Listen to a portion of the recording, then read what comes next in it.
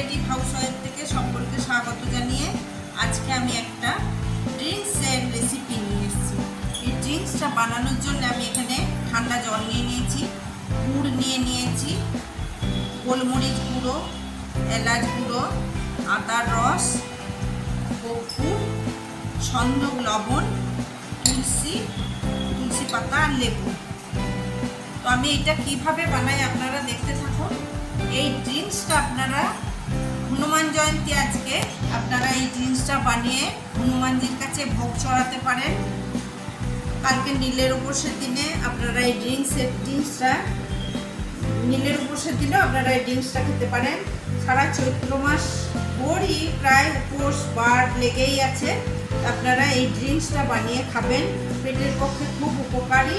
পেট ঠান্ডা হয়, শরীর ভালো থাকে, রৌদ্রের তাপ লাগে না। আপনারা এই ড্রিঙ্কসটা অতি অবশ্যই বানিয়ে বাড়িতে খাবেন। এই ড্রিঙ্কসটা বানানোর জন্য আমি একটা বোল নিয়ে নিয়েছি। বোলের মধ্যে আমি এই গুড়টা গ্রেট করে নেব।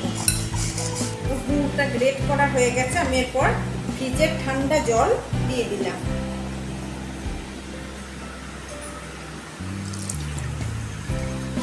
আমি এখানে গুড়টা ভালো করে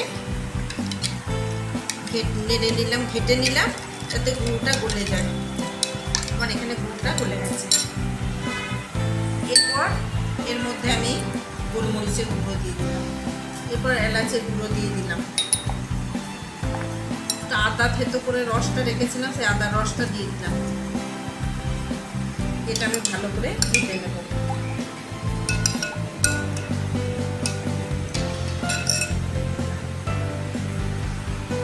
এর মধ্যে আমি সন্দক লবণ দিয়ে দেবো। যেহেতু বার উপোসে খাওয়ার জন্য, ঠাকুরের ভোগের জন্য, তাই জন্য আমি এটা সন্দক লবণ দিলাম। আপনারা এমনি খেলে বাড়িতে বিট লবণ দিয়েও খেতে পারেন।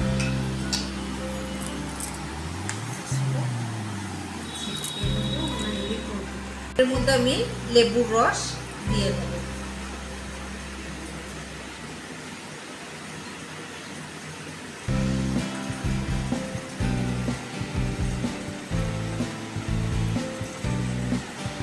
আমি একটা ট্রেনারের সাহায্যে ছেঁকে দেব।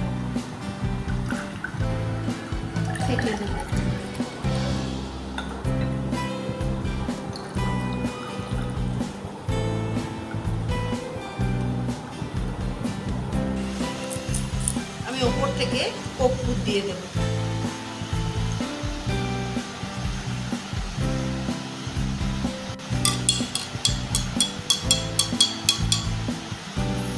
তুলসী পাতা দিয়ে দেব।